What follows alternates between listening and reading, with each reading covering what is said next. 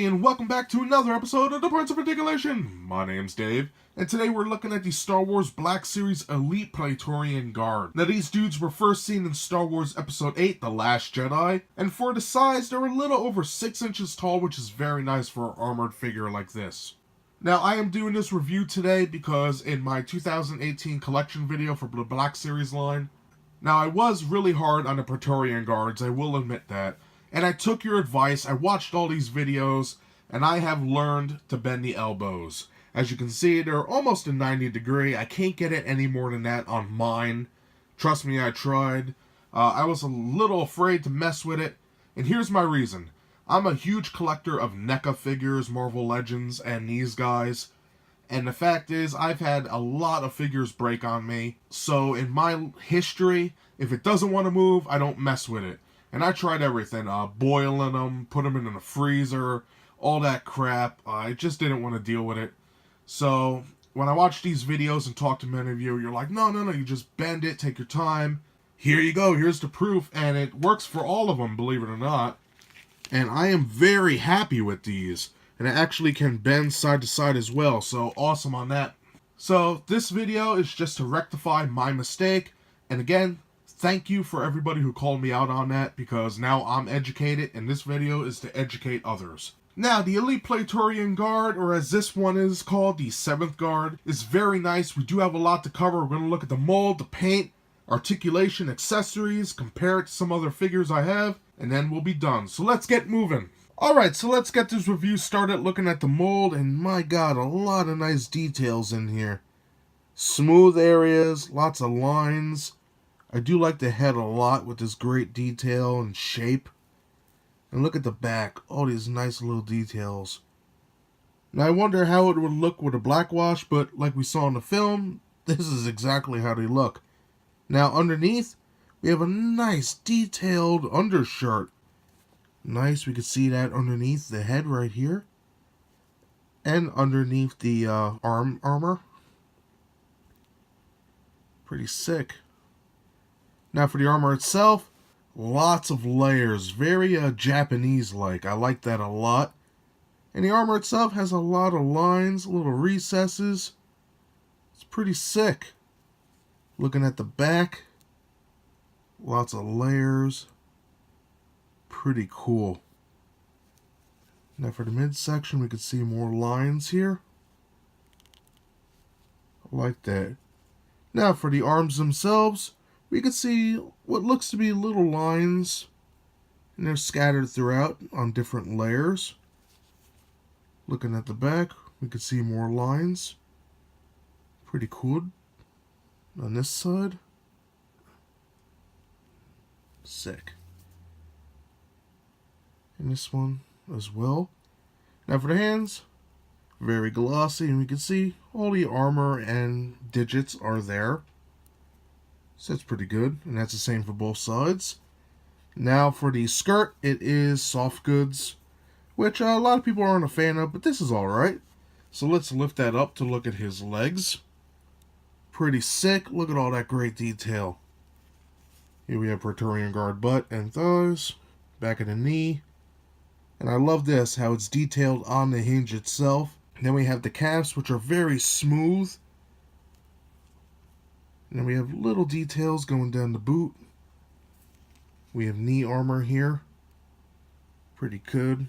And then we have our shoes and feet, which has a little detail in there. Especially right here on the bottom, you can see all those lines.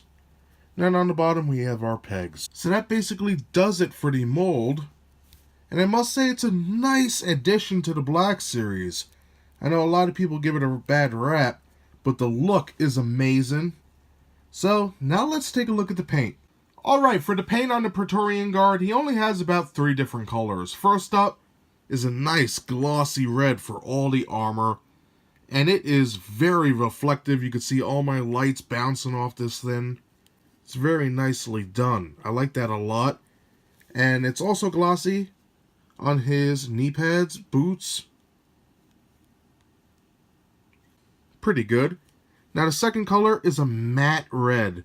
And that's where underneath his helmet, his armpits, And that basically does it for that. You can also see it in the back of the head right here. And the final color is black. We have a small dot on his armor here. His legs and crotch area are black.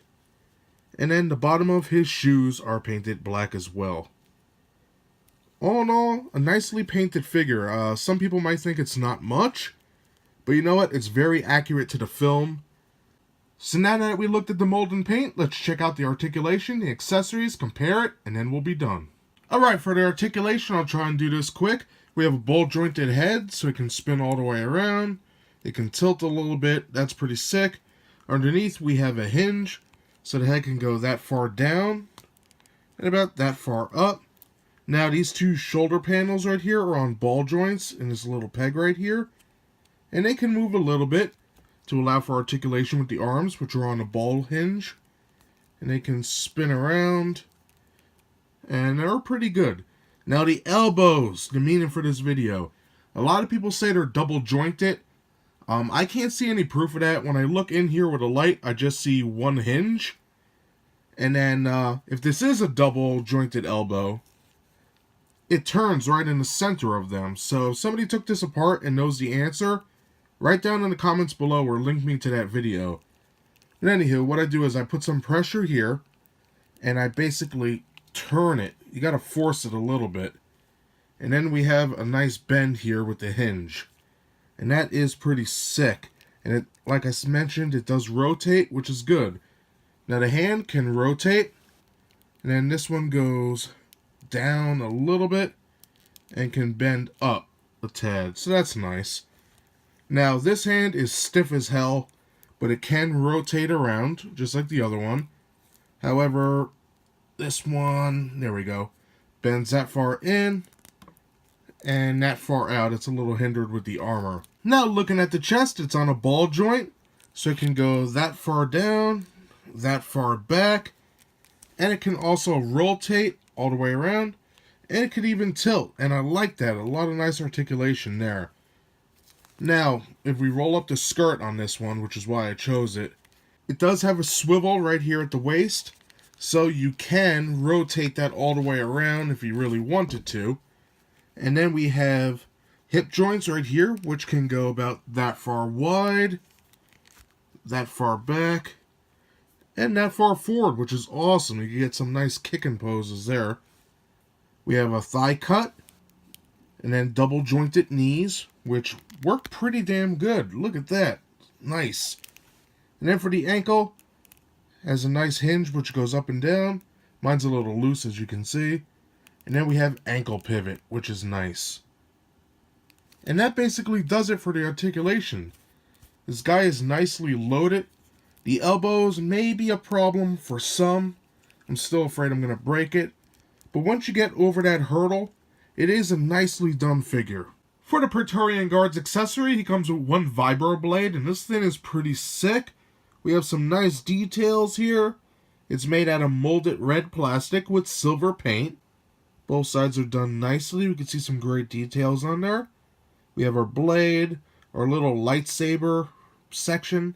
It would be cool if it had a little translucent red to come out or attached to this, but it's good for what it is. Now, an interesting part is, just like the film, the blade can separate into two, and that is really awesome. And it fits in his hand nicely. Just taking it in his hand, you might have to bend his fingers out just a tad, but it fits in awesome. Now for a little size comparison with the Praetorian Guard, we have it next to the Amazon exclusive version, which is basically the same figure, just different head sculpts, and instead of soft goods, we have a plastic skirt. Then we have Captain Phasma and Supreme Leader Snoke, and for all of you Marvel Legends fans, here is the new comic Iron Man from the Black Panther wave. A very nice figure, I like this one a lot. And that does it today for my review of the Star Wars Black Series Elite Praetorian Guard. Again, first seen in Star Wars Episode 8, The Last Jedi. And for his height, he's a little over 6 inches tall, which is great. Now, as you all know, my channel is mostly devoted to ships at the moment, but from time to time I like to do figures here and there, so I hope this did come out decent. So what do I like about this figure? First of all, the detail is amazing. From the soft goods to the weapon, to the armor, all those little recesses and lines. awesome, especially the helmet. It's so unique.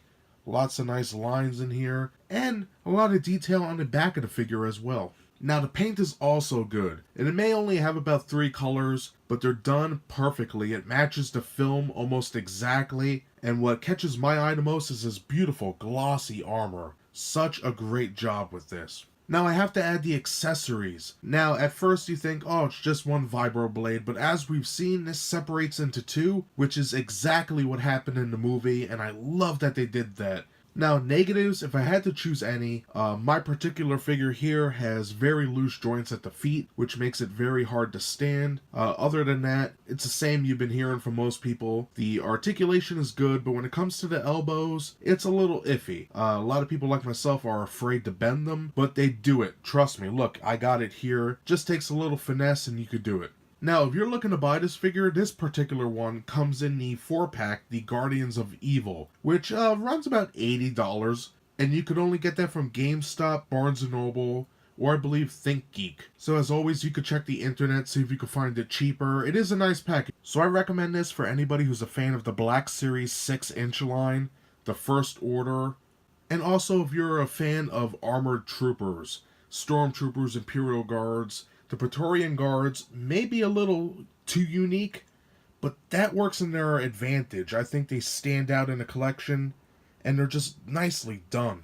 So that's everything I have to say about this figure today. I hope you enjoyed the review. If you did, hit that like button. And if you would like to see new reviews every Thursday, subscribe. Again, thank you so much for watching, and I'll see you next time. Bye, everybody.